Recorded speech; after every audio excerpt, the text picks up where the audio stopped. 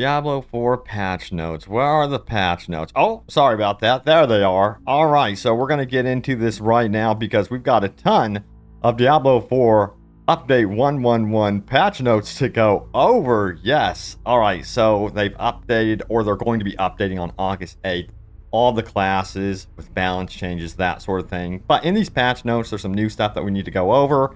We're going to go over it, and also some stuff missing from the patch notes.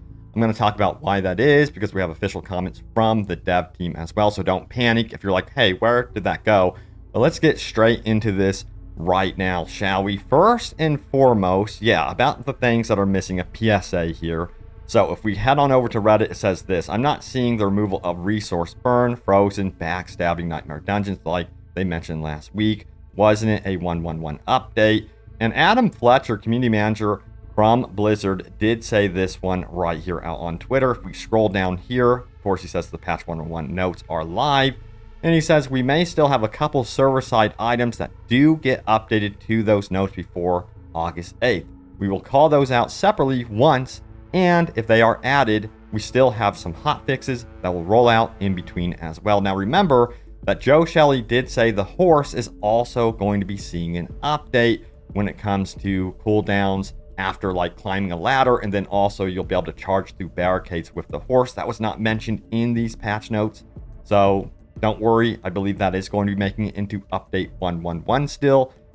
So let's get into what is happening here. Let's go straight on over to the actual patch notes here. Class balance updates. Now they have a little bit of a highlight here. They say we've made quite a few balance adjustments to classes. Our goals with this patch are as follows. We want to improve the effectiveness of sorcerers and barbarians while addressing the following for each class. For sorcerer, it says improve late game survivability, mostly through Paragon board improvements. Adjust some class mechanics to move away from the Kiss Curse effects.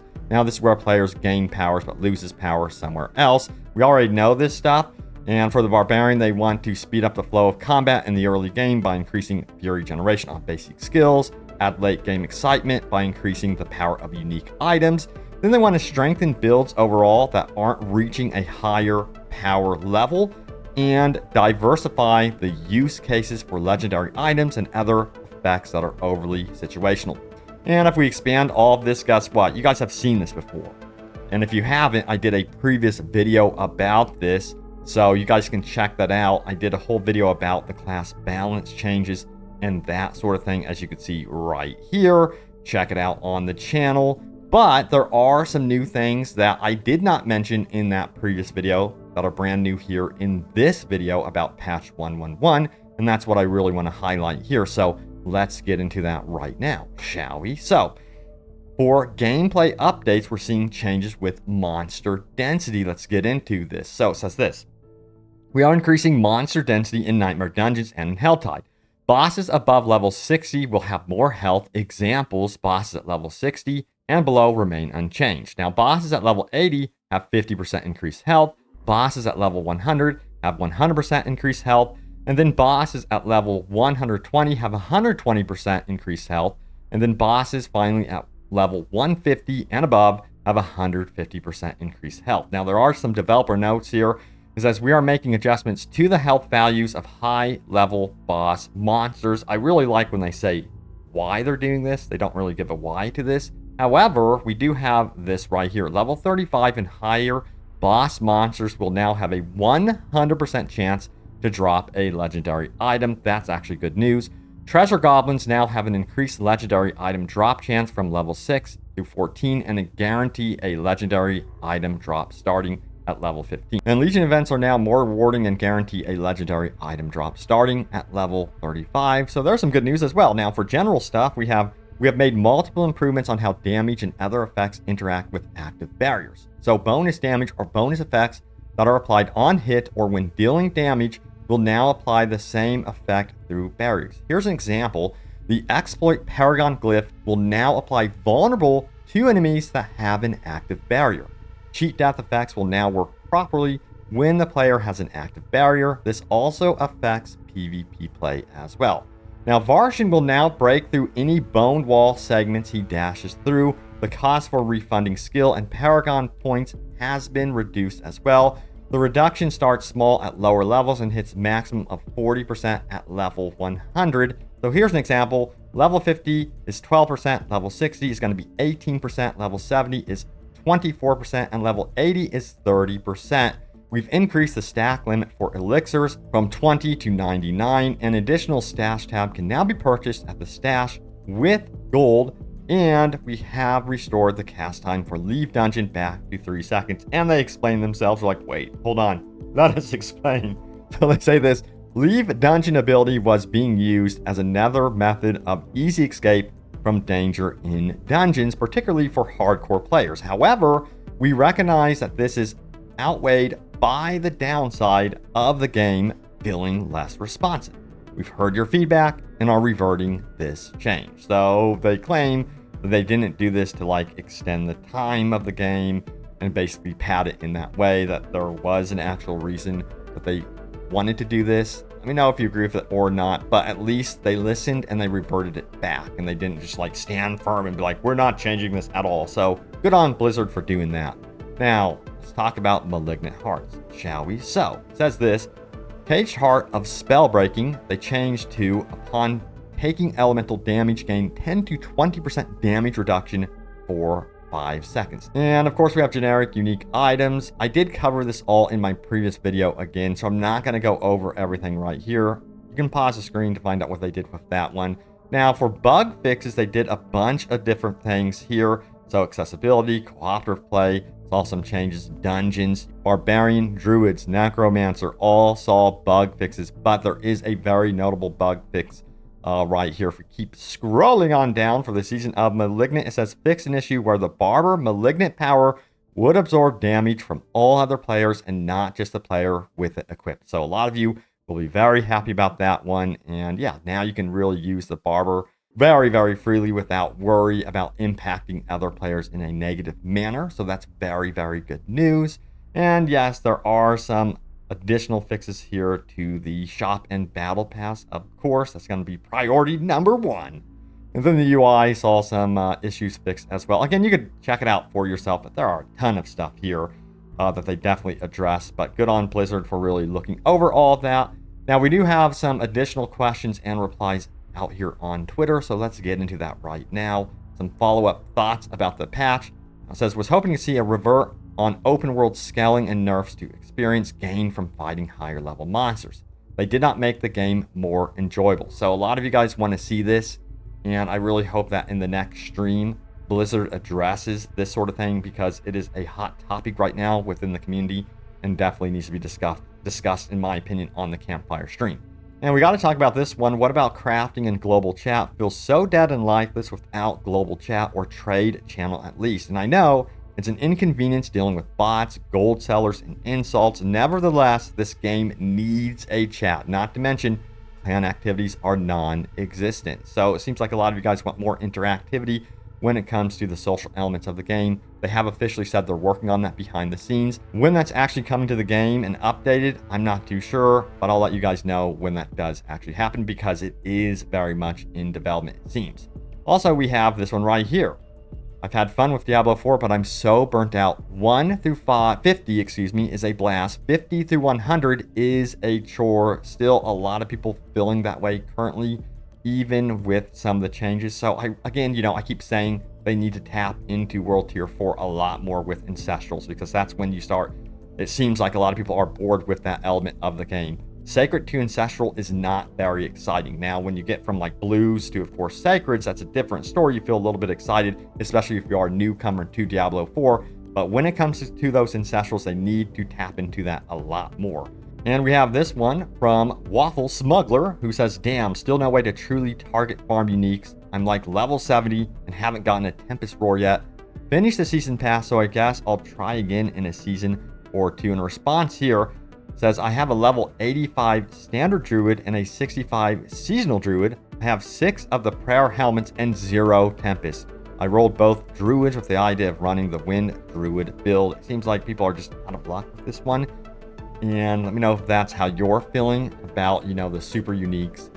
They just seem to be overly rare, of course. A lot of people want them to be less rare. Again, that's a controversial topic. Some of you guys want chase items to be very much a part of the Diablo 4 experience. I don't blame you, but when they are non-existent, it just becomes where you're sitting at a casino. Good luck. You know what I mean? So they're going to have to balance that, I think, in the future. Now we have this one right here. So on top of all the bugs, now you can log into seasons with eternal characters. And I'm like, wait, what? It says, seen a couple videos now where you can force an eternal character into seasons and trade gold, rares, uniques, etc. How did any of this stuff make it into the game? And I'm like, wait, I got to do some digging on this one. Guess who covered it? icyveins.com. And they have a topic here that says this: eternal characters going to Diablo 4 Season 1 with items and gold and vice versa. So we got to dig into this one. This sounds like a mess. It says, seems like players are able to swap between eternal and seasonal characters. This is very, very much unintended and will most likely get you banned and should not, under any circumstances, be attempted. We will not be covering how to do it here at all, but just so you know how much of an exploit abuse it is, it involves literally disconnecting your internet, unplugging your Ethernet cable. I kid you not, after reading this article, a lot of you actually emailed me from my YouTube channel.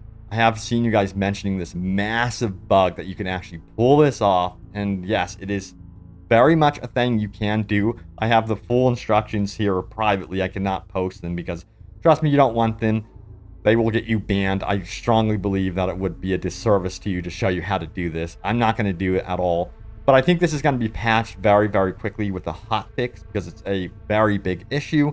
But the article goes on to say this: there are varying reports of what you can actually do with this exploit. An eternal character can be present on the seasonal realm, for example, and seasonal ones on eternal. However, while non-seasonal characters can get malignant hearts, they cannot use them once they return to eternal. The hearts simply do not work there. Well, guess what? They used to work there. It was apparently hotfixed immediately, according to someone that wrote me. So this thing is being hotfixed very, very quickly. I just recommend, if you have a friend that's trying to convince you to do this, do not do it. You will most likely get banned. So just know that.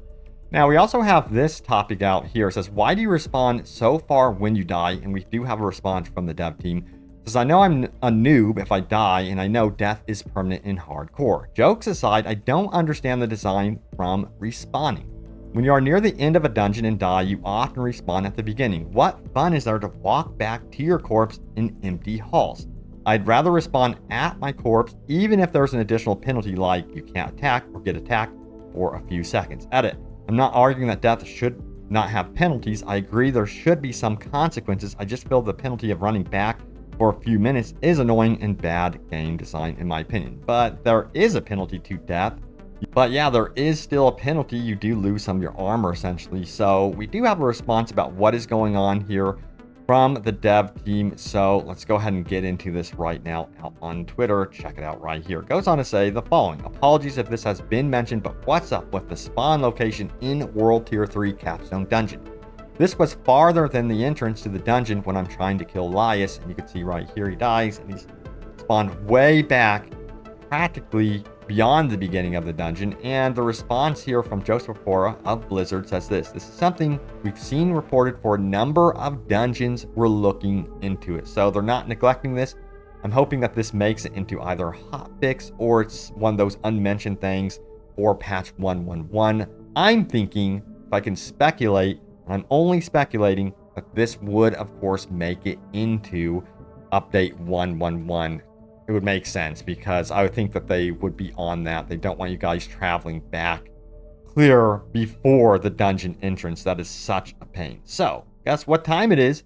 It is time to go over your top comments. Remember to leave a comment down below. It could end up in a future video. You never know, because I love reading your comments and getting into this. So let's do it. My most recent video, of course, was big updates to legendary drop rates, butcher rewards, and of course the new sorcerer unique is, well, apparently it's actually pretty good.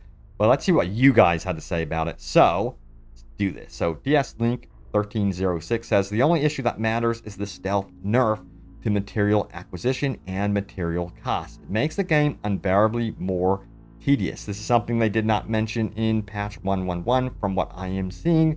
Hopefully they touch base on this and again, future streams, campfire updates, that sort of thing. Now we have Steph1 who says Butcher is about 50 times more difficult to kill than a treasure goblin, so a guaranteed legendary from the Butcher sounds pretty reasonable. Honestly, I think it would be cool if you had a much higher chance of getting one of those super uber uniques from the Butcher. If you saw the Butcher, you know, oh man, this is my opportunity to potentially have a really good chance to get one of those super rares. That would make sense to me, you know. It would make the Butcher far more exciting, in my opinion. I think they really need to kind of rework the Butcher rewards even more. Let me know if you agree with that one or not. But yeah, having that random chance of getting that huge reward would be a lot of fun. Now we have Jacob who says this one, 100% agree with Strongholds. They were really difficult in the campaign, which made them super fun. Yeah, and you know, also experiencing the story. I love the stories with the Strongholds. I wish they would have randomized stories within the Stronghold. So you go to a Stronghold, you can get one of 6 different stories or something like that. That would be a lot of fun to me. I just love story. I think narrative tied to the world is so important. Although, yeah, you got to be careful. It can be redundant if you're replaying content. But if with seasons, they can introduce new stories with Strongholds. They could do a lot with Strongholds. Keep going with Strongholds. That's what I say. Next up, we have this one right here. Space Duck 1006, who says, I feel like a good compromise between leveling the codex and aspects. Let all aspects into the codex and just let duplicates level them up slowly. It's still an item grind, but you'd only sacrifice good rolls to the codex when you're really done with the item, and it would help with the inventory. Fantastic idea right there. I don't know, I feel like a lot of these systems have the potential of being reworked in the future. Already, we know that they're going to be reworking, for example, how gems are stored and how they work. Sounds like it's going to be quite the undertaking to do that. So we'll see what the future holds for the systems in Diablo 4. All right, next up, we have this one right here from Burgos Matthew, who says, I really agree with the observations about legendaries and how they are really just ingredients for crafting new items. I look forward to uniques the way I used to look forward to legendaries. That is so well said. Again, they have a big problem with those ancestrals. Let's see what Blizzard says about that.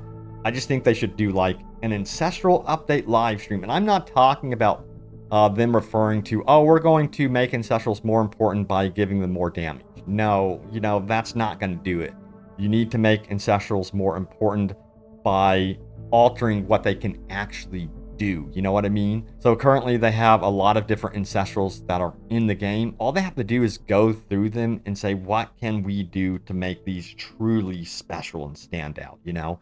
But there it is, the latest happenings with Diablo 4. Stay tuned for more, but I also know that I'm going to be busy in another game very soon. Yeah, I'm excited for Baldur's Gate 3 over here. Let me know if you guys are ready for it. I know I am. Too bad you can't preload it. I know you can with early access, but you can't really preload the final build. So anyway, excited for tomorrow. That's going to be a lot of fun. But stay tuned here for more updates about Diablo 4 and more open world gaming goodness. And I will see you all next time. Take care.